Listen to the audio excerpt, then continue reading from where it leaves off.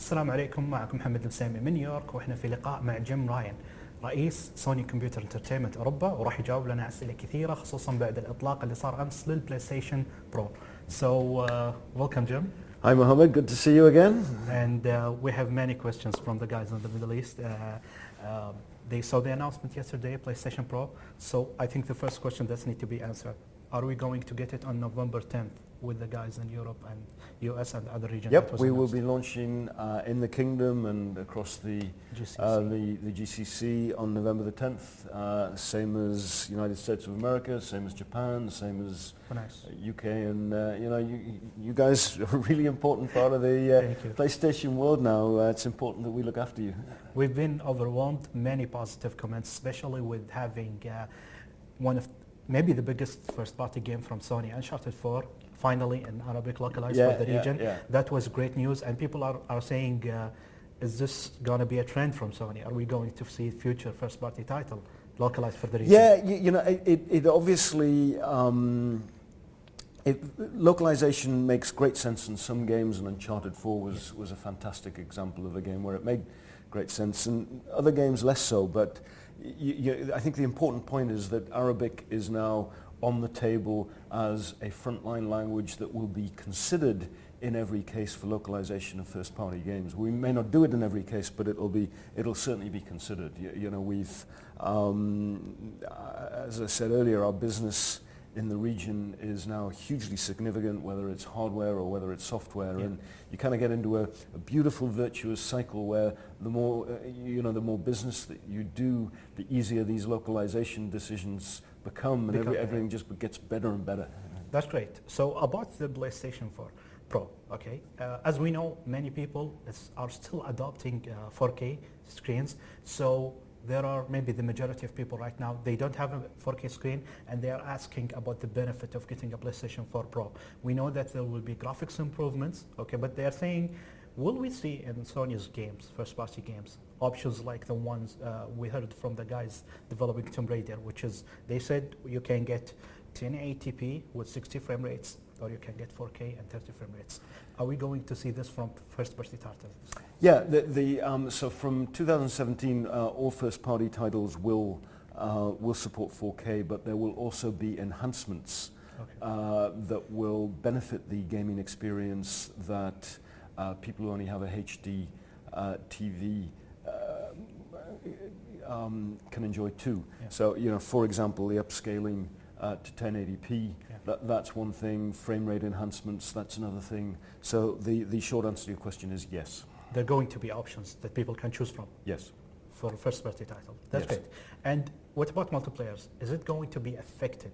Like, will they have a minimum specs that all multiplayer mods will play on, just in case people have different consoles? So, basically we're trying to keep the community, the global PlayStation 4 online community, to be a consistent, equal place for people to play. So will there be a huge advantage available to somebody who has a PlayStation 4 Pro and he's playing online with somebody who doesn't? No. Okay. For PlayStation Pro, some people expected that we might see it next year. It was a surprise to get it this year, okay? But at the same time, we know that your competitors are bringing another console next year, and they are saying publicly that it's going to be the most advanced console in the market. Is that, what's Sony's stance on this? Did they have the choice to release next year or this year?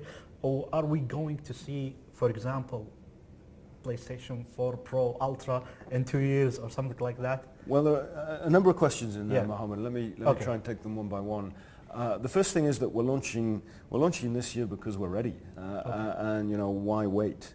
And what we did yesterday was to announce a date that's only 2 months away, to announce a price, to show a considerable range of games, making I think great use of the capabilities of the PlayStation 4 Pro. Now, other people are taking a rather different approach, and that we have to respect, and we have to let them get on and do that. But we're very happy that we're going to be in the market this year in only 2 months' time, and that we've been able to demonstrate real concrete examples of the benefits that this device brings to us. Now, we've only just announced the thing yesterday. We haven't yet launched it, so to talk about things that might happen in the future is probably a bit premature, and it was a nice try, but we have nothing to say. Yeah, I know. It's just, what you said yesterday in the conference, there are people who always want more. And we know that these, the graphical capabilities for gaming is increasing and developing very fast. And maybe in 1 or 2 years, people will demand something more, This is where the question came, Yeah, and I think that there has to be a balance between the enhancements that we're making available to people with PlayStation 4 Pro, but at the same time, it all forms part of all falls under the PlayStation 4 umbrella. So it's really important that any game that's made for PlayStation 4 will work on every PlayStation 4. And all we're doing is really offering a premium experience for those that want it, for those people that really do value the higher end PlayStation 4 experience. That's another question I wanted to ask you. Do you think that in Saudi Arabia, where will the PlayStation 4 profit? Do you think that in Saudi there are many high-end users for gaming? Yeah, I think Saudi Arabia is one of the markets where a PlayStation 4 Pro could be particularly interesting. We know, for example, FIFA was announced yesterday as making great use of the 4K capabilities of PlayStation 4 Pro. Saudi's mad for FIFA, absolutely mad for FIFA. So it'll be very interesting to see whether how many Saudi gamers want the ultimate FIFA experience on PlayStation 4 Pro.